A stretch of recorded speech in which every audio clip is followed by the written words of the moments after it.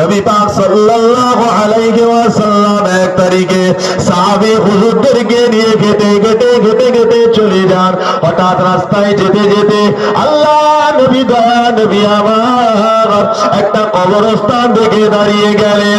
নবী পাক সাল্লাল্লাহু আলাইহি ওয়াসাল্লাম সাহাবীদেরকে শোনাতে লেগেছিলেন, আমার সাহাবীরা, ও আমার সাহাবীরা, মনে রেখে দিও এই দুটি কবরের মধ্যে আযাব হয়। ও মেয়েদের আমার, ও সোনামারি বাবাজিরা, আল্লাহ নবী সাহাবীরা বললেন, ইয়া রাসূলুল্লাহ, ইয়া হাবিবাল্লাহ, হুজুর কেমন আযাব বুঝতে পারি না। ও মেয়েদের আমার, নবী আমার ওই সময়তে জবাব দিয়ে বলেছিলেন, ও বাবা সাহাবীরা, বাবারা মনে রেখে দিও, আমি রাসূলুল্লাহ, আমি নবী যদি মনে করি এখনই তোমাদেরকে কবরের আযাবটা আমি নবী সচক্ষে দেখাতে পারি, তবে বাবা না, আমি নবী, আমি তোমাদেরকে দেখাবো না, আমি তোমাদেরকে দেখাবো না।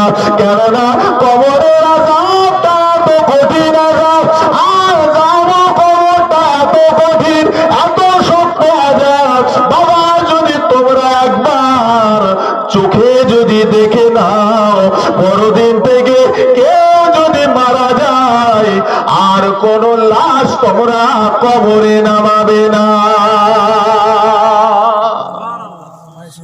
আযাবের ভয়ে কেউ মারা গেলে আর পরের দিন থেকে দাফন করতে কবরস্থানে যাবে না। কত কঠিন মনে হয়। তাহলে আমাদেরকে বাঁচতে হবে কি হবে না?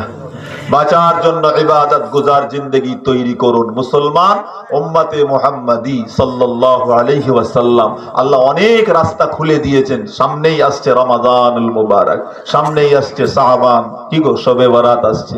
কে কি বললো ছাড়েন, বললেওয়ালা অনেকবার হবে, ও একটা কেউ আপনার কবরের পাশে গিয়ে দাঁড়াবে না।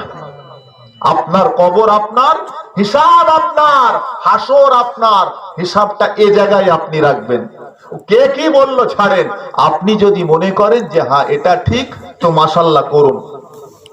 আমার পূর্বপুরুষ, আমার আকাবিররা, আমাদের মুরব্বীরা সবাই তো এটা করেছে, আমি কেন করব না? অত মাসলার দিকে যেতে যাবেন না, ব্রেন ঘেটে যাবে। আমি আগে বলেছিলাম না ভাইয়ের কথা দিয়ে, যে বিশ্বাস করুন, যারা মানে না আপনি হাজারো দলিল দেন সে মানবে না, আপনি হাজারো দলিল দেন, আপনি যদি ওকে দলিলের উপর শুইয়ে কবর দেন তবুও